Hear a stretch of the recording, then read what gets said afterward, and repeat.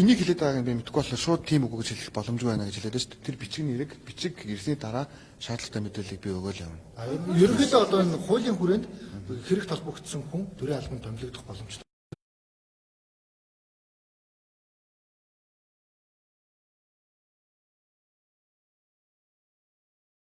Одоо хуч улс төрчдийг найр тавьж элчин сайдаа өгдөгөөс болж за айлсэл одоо зарим нэг байгууллагатай хамтарч тийм ээ одоо консулыг томилдгоос болж ийм асуудлууд үүсэж байгаа.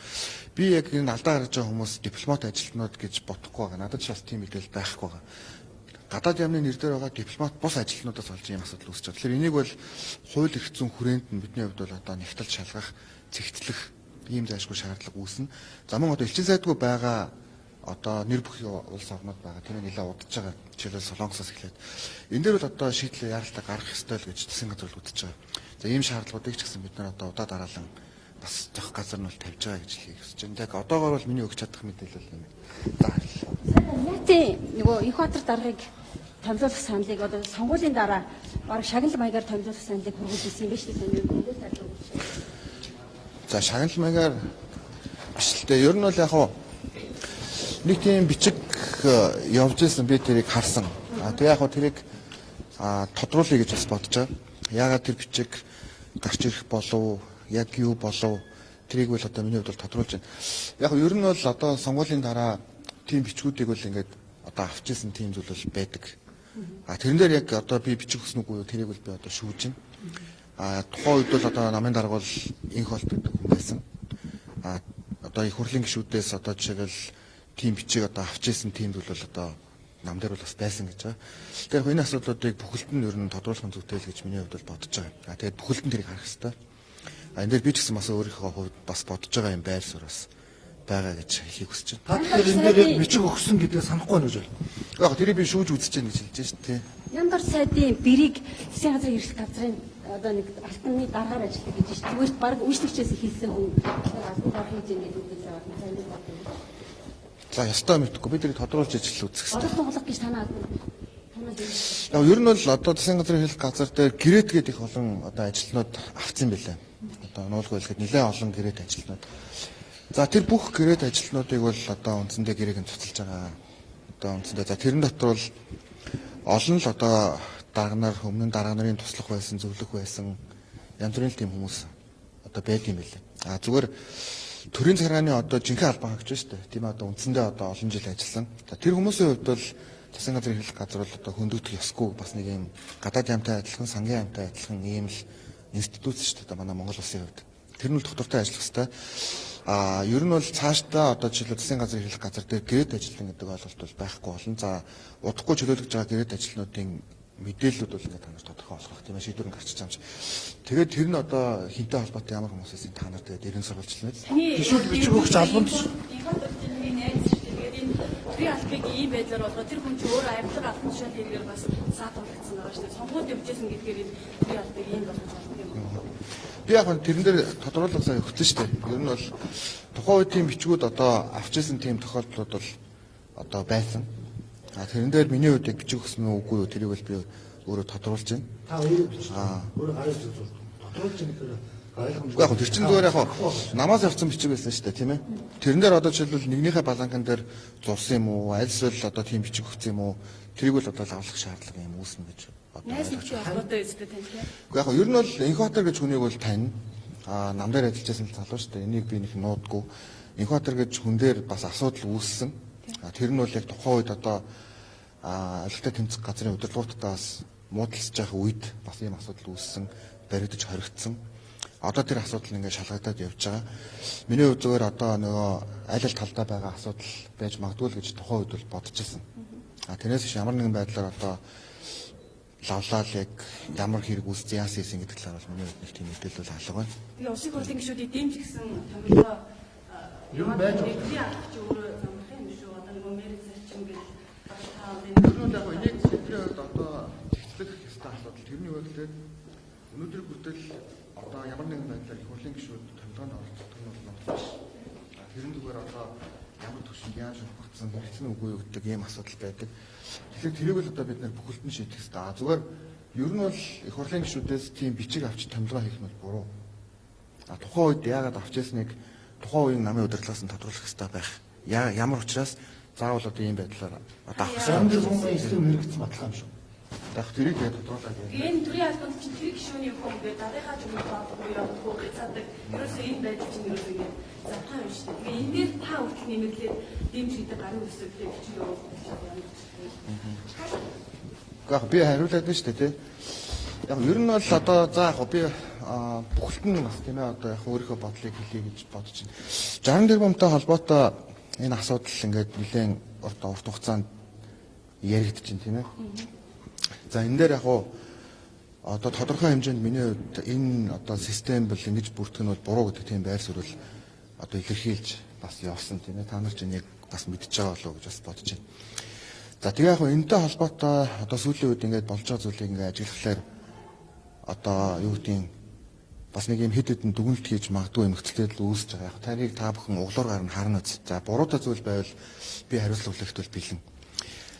За саяхан бол одоо жишээлбэл сандуу ярилцлага өгсөн тийм ээ. Миний хувьд одоо ном бичиж байгаа юм байна гэж нэгдүгээрт ойлгосон. Сандуу. За хоёрдугаарт яг 60 тэрбумын хэрэг авилгатай тэмцэх газар дээр өөрөө хаагдсан одоо байсан тийм ээ.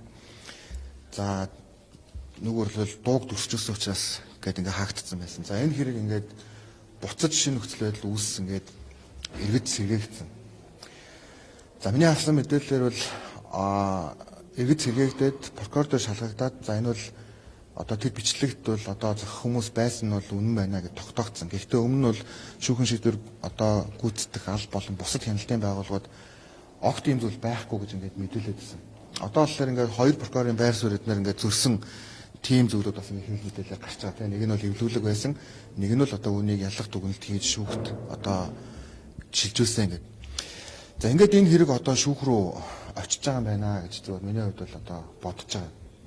Гэхдээ нэг сонин зүйл байгаа. Тэр нь юу вэ гэхээр яагаад яг шүүх рүү очих үед одоо сандуу мэдээлэл өгдөг бол надад бас их сонирхолтой санагдаж байгаа. Шулуу хэлэхэд. Хоёрдугаарт маш их тийм өөртөө ихтгэлтэй өмнө нь ярьж болох одоо зөндөө хугацаа өнгөрсөн шүү дээ. Тэр чинь одоо энэ зунжангаа намаржангаа юм боллоо тий. Тэрэн дээр огт ямар ч байр суурь илэрхийлээгүй мөртлөө яг тэр өдөр одоо байр суурь илэрхийлж байгаа бол надад бас жоохон тийм хардах үнэлэл төрүүлсэн одоо нуугаад яхав. Нэг өөрөлдөл энэ хэрэг бас замхагчд руугаа явж байгаа юм шиг байгаа гэж зүгээр бодгцсан. Яг миний л да хувийн байсан шүү дээ тий. Яг энийг дахиад нэгтэлж харах хэрэгтэй баг. Энэ бол одоо өөрөө их тийм том авалгатай хэрэг. За тэрэн донд сүүл рүүгээ одоо дүгнэлт юу болж байна вэ гэхээр эм их болт гэдэг хүн бол огт байгаагүй болж ирж байгаа. та байсан юм. Тий, тэгээд одоо 60 тэрбумыг одоо тийм ээ зохион байгуулсан хүн бол оюун эрдэнэ. За тэгээд тэнцээ одоо хөрс сүх гэдэг хүн бас байсан гэдэргээд ингээд юм болж байгаа. За яг мэдээж энэ чинь 14 оны 9 сарын 30-ных чөлөө, нэг нь 8 сарын 20-ных чөлөө нэг юм хоёр бичлэг байгаа. Нэг нь 15 орчим минут, нэг нь болохоор 30 орчим минут тий.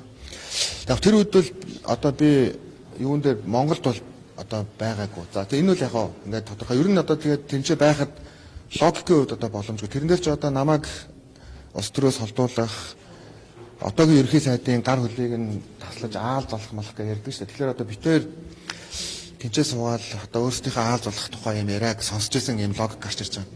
За нөгөө талаар одоо энх бол даргаыг бид ч юм уу одоо хөрс сүх дарга дуурайж ярьсан болж таарнаа да. Тэр чинь нөгөө дунд нь байж байгаа юм чинь. Тэгэхээр энэ чинь ямар нэгэн тийм одоо улс төрийн тохироо явж байгаа юм шиг зүйтэй гэдэг тийм юм бол надад шулуух хэлэхэд тийм хардах одоо үндэслэл төрснөө нуугаад явах вэ. Яагаад заавал ярих болов? Яагаад тэрэн дээр инх болт гэж хүн байхгүй? Яагаад тэрэн дээр одоо оюурд нь байв гэж ярих болов? За яг үүний дараа одоо жишээлбэл тэр намаас явсан бичиг гарч ирсэн. Тэр мэдээж одоо хэрвээ байгаа бол их олон бичгүүд байж таарна. Тэгэхээр яг энэ ингээд одоо зохион байгуулалттай нэлээдгүй олон хэвлэлээр явж байгааг харсан. Тэгэхээр яг энэ бол 60 тэрбумын гэдэг энэ хэрэг бүдгэрэх тэгээд үүнийг гаргаж ирсэн оюурд нь ч гэсэн одоо өөрөө энд орсон нэг ийм юм биш үү гэдэг байдлаар ийм ерөнхий логик одоо PR-ын компанид ажил явж байгаа юм байна гэж миний хувьд ойлгож байгаа. Тэгэхээр яг ийм агуулгаар нь та бүхэн хараасаа гэж хүсэж байна. Энэ хэрэг ямар нэгэн байдлаар одоо тэнцээ шийдэл гарах нь дараагийн ийм зүйл байхгүй гэдэг ерөнхий том зарчим руу явж байгаа. Тэрнээс биш би өөрийгөө одоо жишээлбэл төгс төгөлдөр хүн аль эсвэл одоо жишээлбэл ямар нэгэн байдлаар одоо юу гэдэг тэнцээ байгаа хүмүүсийн мууг үзэх гээд байгаа ч юм уу тийм агуулга тухайн үед ч гэсэн надад байгаагүй. одоо ч байхгүй. Юутай ч ингээд эцэн шилэгдээсэй гэж. Ер нь яг одоо ингээд энэ том хэрэгүүд гэж одоо бидний ярьж байгаа энэ хэрэгүүд нэлээдгүй олон ингээд шүүх рүү юутай ч ингээд очиж байгаа л да. Ихэнх нь дандаа алилтай тэмцэх газар дээр хаагдсан байсан ч юм уу ийм асуудлууд. Яг энийг ингээд явахад их олон хүний ингээд ирэх ашиг зөрчигддөг юм билээ. Уулзаал чи сайнаа үзэхгүй дээ. Тэ ямар нэгэн байдлаар хизээ нэгэн цагт юм иргэн шүү. Хизээ нэгэн цаг чи өөрөө дуусна шүү. Чамайг дуусгана шүү гэдэг ийм олон юмн дундуур явж байна. Тэг яг сүүл рүүгээ одоо яг манай нийгэмч тэгээд өөрөө их тийм юу юм л да нэг юм одоо юу гэж хэлэх юм. Их мартамхай тэгээд төлбөргүй тэгээд нөгөө их тийм нөгөө өрөвддөг юм амархан иргэдэг тэгээд өдөр тутмын үйл одоо явдалт ингээд нөгөө нэг хит сатаардаг энийг бас их ашиглана.